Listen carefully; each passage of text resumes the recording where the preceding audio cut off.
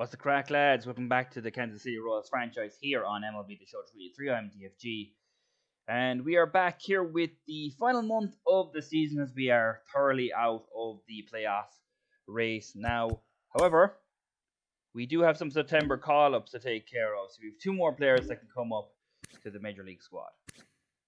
The first guy I'd like to bring back up is Gavin Cross. He's had a few opportunities to be up in the Major League and see his service there, but his overall has been going up. He had a poor start at the Major League level, but when you look at his, especially this season, but his AAA stats, he's been down there for a bit. He's kind of got himself out of that little rut that he was in at the major leagues, and maybe that'll do. Sometimes you just need to get yourself out of that rut to come back up. So he will be the first one to come up here for the September call-ups. The second one, the guy I've kind of been looking at is Gary Nixon, and going through this AAA roster, it's kind of difficult to find guys that I want to give opportunities to. Gary Nixon really is the guy I want to give the opportunity to, but he was just drafted last year, so I'm less inclined to do that. But he probably is the main guy to do it for. He's had a good season at AAA, 2.27 ERA with a 2.2 WAR. Plus, he had some good stats down in AA as well. Now, he has gone down slightly in his overall, but that's just because his potential is so low. But I think if there was anyone who would want to bring up just to see what we have, it would be Gary Nixon. I think he's ready for the Major League level, and we're going to give him that opportunity here in September call-ups. With that, we're going to get into our simulation here as we got the final month of the season here. Obviously, we're not in with an opportunity to get into the playoffs, but we did beat Chicago 13-2 here. Plenty of really good performances here. Vinny Pasquantino with a home run, Bobby Witt Jr. too. Gavin Cross got some extra base hits, and Gary Nixon in his very first start got a very good 6 innings there. So a quality start there for his first ever Major League appearance. We continue. Brady Singer has a shutout game going through 7 innings, but Miami does seem to get that back. With this being the final month, it's really just going to get through this month and then move on to the off season. And now we're trying to be closed out by Michael King, and he seems to have succeeded. Went 1-2 in that series against the New York Yankees there. And as we continue on, as AJ Pollock has got injured here, we will probably keep him on the 60-day injured list for the rest of the season. Just to bring up another guy, I think we can do that down the line maybe. Also another injury here. But the game that we will be playing today is going to be against either Chicago or it'll be Houston, because Gary Nixon is playing against Houston in this game right here. So, I want to play with Gary Nixon, see what he's like. We do have 71 and 70, got into the 70 wins total there. Now with 73 wins, so we're actually doing pretty well.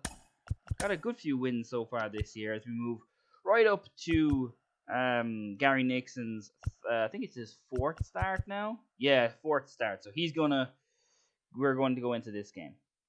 73 and 81 to the Astros, 94 and 60. These are the starting lineups for today. A lot of guys there who are, getting their opportunity here. Let's see how we get on here. Gary Nixon being the guy who will be our starter here for this game. Just brought up for September call-ups. He's done pretty well actually so far. 3.63 ERA, 2-1 record. Looks to be a very good addition to our squad, and obviously very much ready to take on this opportunity, given that we only drafted him last year. He was a 75 overall. Has dropped a little bit given his potential is so low. He's got a 3-pitch makeup here with his fastball, a slider, and a changeup. As Jeremy Pena starts today with a foul ball, and that fastball is low. Nixon's placement isn't perfect by any stretch, and that's not a bad placement there, but Pena will it into right field for the first hit of the day. And now Refsnyder is going to ground that to Witt, and that's going to get a double play up. So nice pitching there from Gary Nixon as he gets a 6-4-3 double play. We're trying to end the inning as Jordan Alvarez is going to ground to Witt, and that's going to end the first for Nixon. 3 up, 3 down, though he did leave up a hit. We'll face Luis Garcia here today. Had a pretty good record, 17-5, 3.1 ERA, and a 1.11 WHIP. So, yeah, I can't imagine this is going to be an easy game for us here today. Luis Garcia has been very good so far for the Astros this year. So, a tough outing here for our offense here today as Vinny Pasquantino with a 323 average has done well. He's actually been hitting a lot of home runs as well this year, which is good to see. And that's a 12-6 curve on the outside. So I don't think Garcia is going to have much heat here, but I find it difficult to be able to go up against these pitchers as he gets that 12-6 curve in. Now a full count. Pasquantino's done well to work that count. He does get some contact on that, but it is going to fly out to left field, and that's the first out of the inning. Now 0-2 for Perez. And that's going to be the end of it. End of the first, and I'm really going to struggle with Garcia, I know.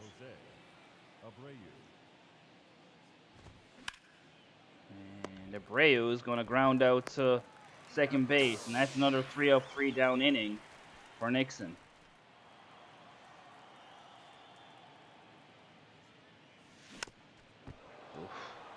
Really struggling, like, I mean, 2 out here in the second, and just can't seem to make good contact. I kind of knew going into this when I saw that he wasn't a pitcher who was great with velocity. I knew he was going to struggle, and saw that swing there. That's the end of the second. 1-0, and Corey Lee is going to get a hit there into right field, and that's going to get a base runner here with 1 out for the Astros. That's a full count now. Don't want to walk this man here to get 2 on here with only 1 out in the top of the third. And he is going to walk him. Change up is low. Leon takes his base. 2 on, 2 out. And Rob Refsnyder is going to get 1 into left field, and that's going to get the first run of the day here as Nixon leaves up his first run here. And Alvarez is going to ground to first, and that'll end the inning.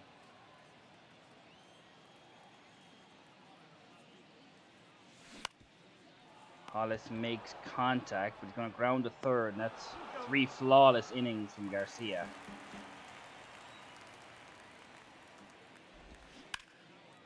Oh, that could have been bad if Abreu was able to keep that fair, but change up a little bit high on that, so. But he swings at the slider low, and that's a strikeout, and we'll end the inning.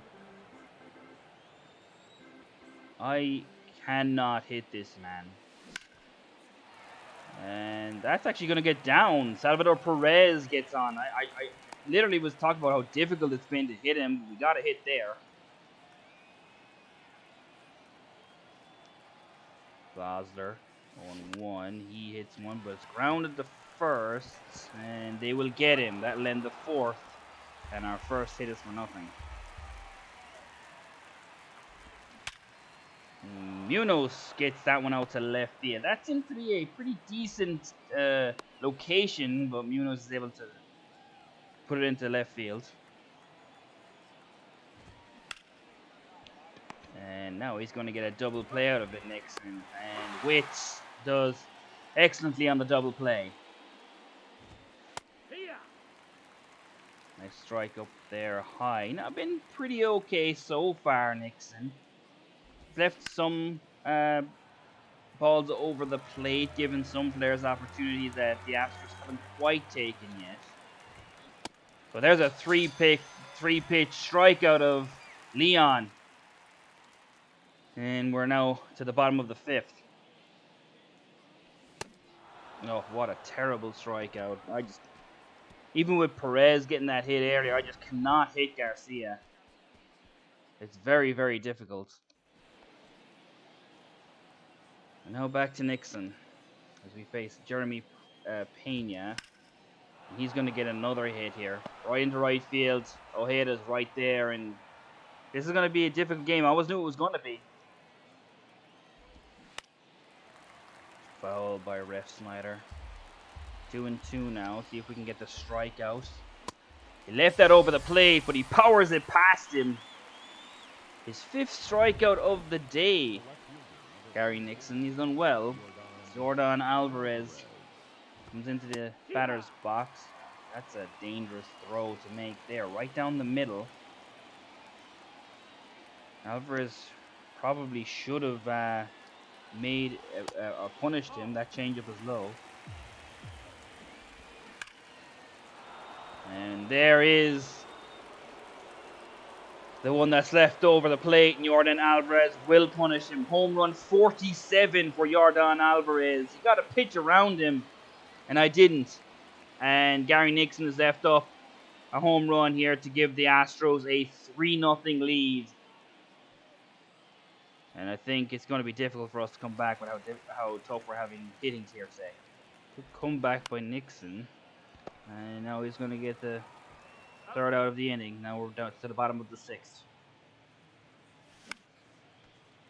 It's actually not a bad hit there from Hollis into right field. And Tucker makes a fantastic play. Come on, man. We're right there. And we just cannot get good contact to get hits in this game. And even when we don't make good contact, we might find a gap. Their outfielders are making plays like this.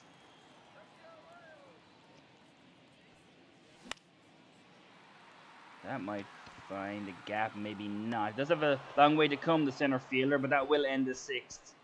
1 hit through 6 for us. Oh, smashed that into left field, Jose Abreu. And Cross can't cut it off in left field. That will be a double to start the 7th. May not get much more out of Nixon here. And he's going to walk lead. That's going to be the end of Nixon. We're going to bring in Chris Quinones here. Not had many games, not had many innings in us bringing him up, but certainly done well in the opportunities he has had, though. And his first pitch is going to go in a right field, center right field, and Ojeda is not going to get there. And this could score 2 on a triple for Pedro Leon. Indeed it will, and that's 5-zip now as Quinones leaves one over the plate. Sweeping curve is just outside. He's calmed down a little bit as the 4-seamer gets Jeremy Pena. Ref Snyder, that's a good contact, but it's into left field where Cross is, and that'll bring us to the bottom of the 7th, and we really need to start doing something on offense. 2-2. And that seems like it's going to get down. Indeed it will. Our second hit of the day. It's Bobby Witt Jr. getting on base. 0-2 for Vosler. And that's actually going to get through the infield, and that's going to be another single. 2 on, 1 out here at the bottom of the 7th. Gavin Cross just brought up here for September call-ups, of course. Now we've got a full count for him. 3-2, 1 out. And we'll see how Gavin Cross has done so far this year. And that one smashed down right field, the first base line, but it's foul. 3-2 still here for Gavin Cross. Might get a walk out of this if he's disciplined. That's on the outside, but Cross is going to find a gap, and that's probably going to score 2 here. Witt's in for 1, and now Vosler is hustling, and Cross is hustling to third, and he's going to get a 2-run triple for Gavin Cross. Just talked about bringing him back up just to get over the hump after a poor start at the majors. And he seems to have made made a difference as he gets a fine hit into left center field there. 2 RBIs there for Cross. Still in third, and Ojeda's going to strike out here at the end of 7 as we only get 2 runs. Dylan Coleman now comes in. Last time we pitched with him in the game, he actually had a really tough time with the umpires. But let's see how he gets on today. And Alvarez is going to get a hit off him here. He actually puts it far enough away from both the center fielder and the left fielder to get a double out of that. And he's got one on here. Going to intentionally walk Bregman here. I'm going to take their advice, I think, and just walk him. See if we can get a double play in the next with the next batter. Okay, let's go for that. Intentionally walk Bregman here. Let's see if we can keep ourselves in the game. And after intentionally walking Bregman, we will get the double play. Very nice. Coleman gets us through the 8th.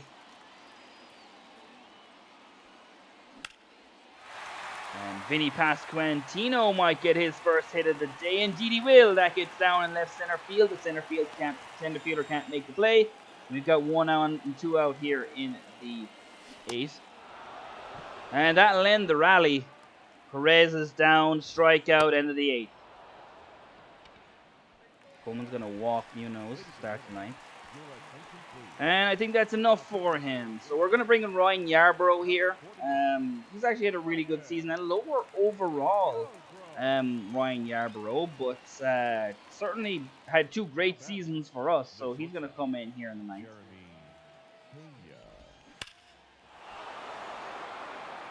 And Pena is going to absolutely smash this into left center field. And that might be another run. And indeed it will be. 6 for Houston now. And Ref Snyder is probably going to bring another one home. Indeed he will. So that's 7-2 now. And a strikeout to end the inning for Yarbrough. We have to get 3 runs here in the 9th. And I can't imagine it's going to happen. Rafael Montero is going to come in here. Not their closer, Montero, but I'm really not surprised with that, given that this isn't a save situation. Jason Vosler is going to start off the inning for us. Did get a hit earlier today, Vosler, and that one's outside. Got some action in the bullpen just in case it goes south for them. 3-1 now for Vosler. And he's going to get one back up the middle. So Vosler gets a hit there, a single. Maybe we can get a run going here in the 9th. Make Astros sweat a little. Oh, come on, Gavin. I know it's inside, but at least make good contact with that. That's 1 out here in the 9th.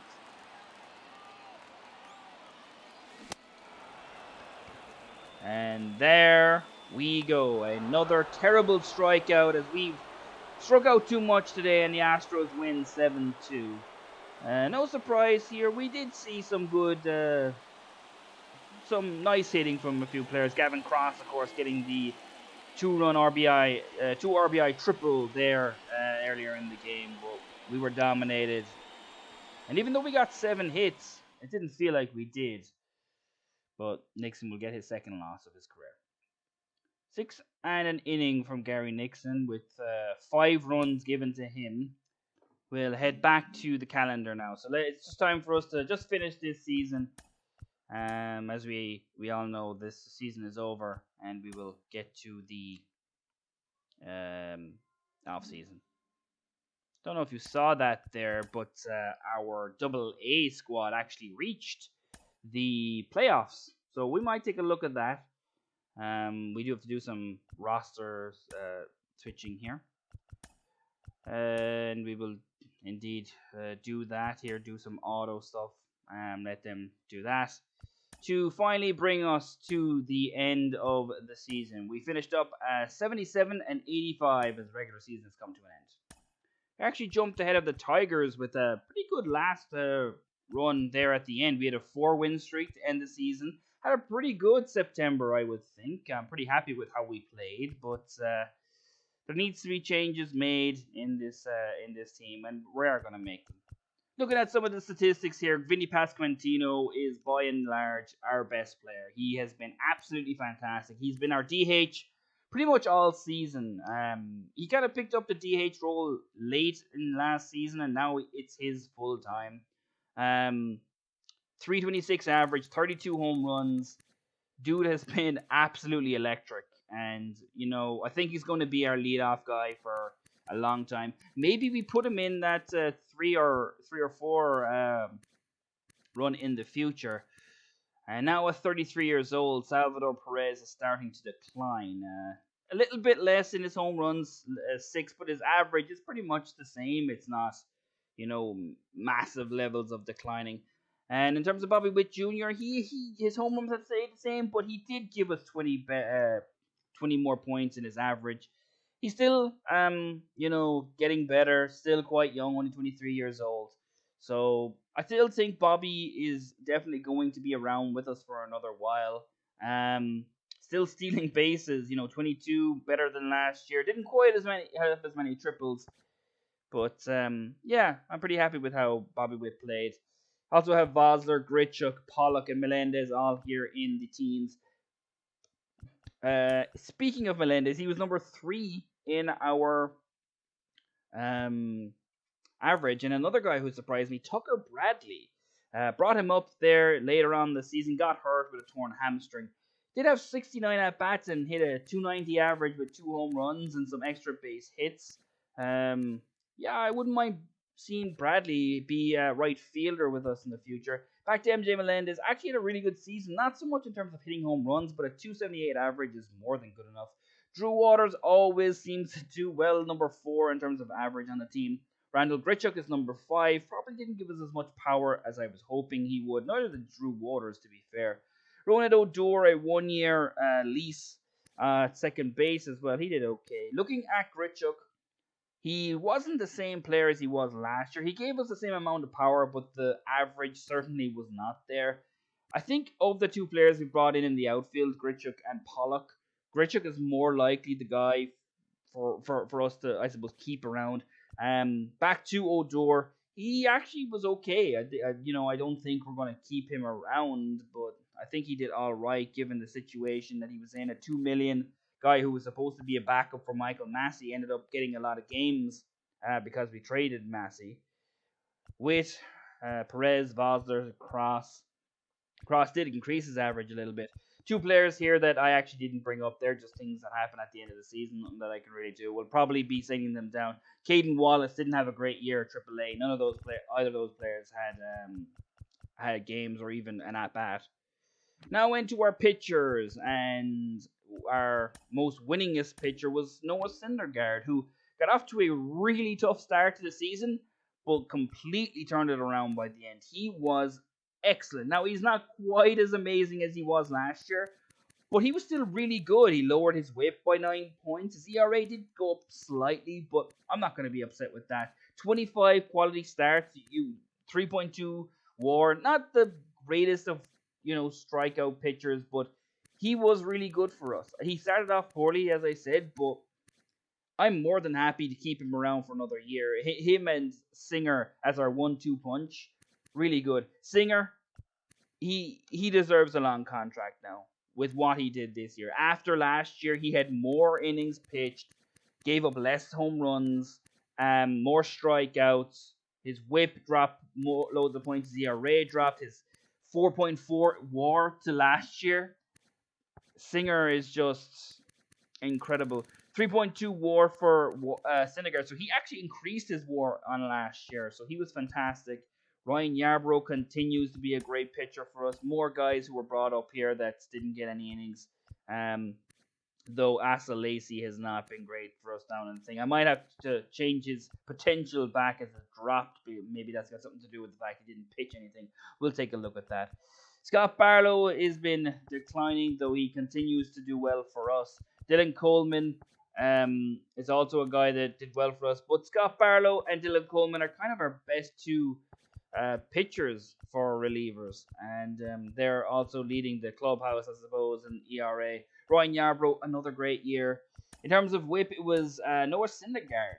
For with the amount of innings that he had, that's a really incredible feat. And in terms of WAR, it was Brady Singer who had our best. Yarbrough, Hicks, and Bubic also had pretty good ones as well. Dylan Coleman didn't have the greatest WAR, but did have a good ERA. It did go up by 40 points, and his WHIP went up as well. But that's still a decent season, and I think giving him the long term contract that we did was a good idea. Now you can look through here. These are all the winners for MVP and the awards that go with it. Um, Look, after the season that we had, I'm pretty happy with how it ended out. Like we did increase our win total. I didn't expect us to increase it by crazy amounts, as we saw there. That the batting title, Vinny Pasquantino was in the running for it. He came third, but yeah, look, I'm very happy with how this season turned out. We made improvements. What we're gonna do next year, I'm not quite sure. I think the pitching needs to be looked at. I think maybe Gary Nixon makes his way into the starting rotation. I think spring training is going to be a huge part of of our season, because I think there's a lot of guys who are on the cusp that need to get a look at, need to be looked at, and ended up, we will have to take a look at them in spring training. Don't know if you guys saw it there, as I did speak past it real quick. Nicky Lopez was in the running for Gold Glove, guy that we traded away earlier in the season. But yeah, I'm pretty happy with the way this season went. We certainly improved. We certainly got better, and I'm happy with the way we did. But there's still a lot of work to do, and it's not going to get any easier.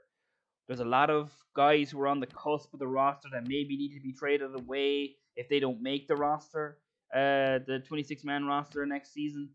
So there's a lot of decisions to be made, and I'm looking forward to making them. Obviously, don't know the MVPs yet, as it has not been finished, but we will look at that in the next episode. However, that is all we have time for here. Season 2 has come to a close, and in our next episode, we will head into the off season and see what moves we can make to make this team that much better for season 3. Thanks so much for watching. If you did, like and subscribe, and we'll see you in the next one. Peace out.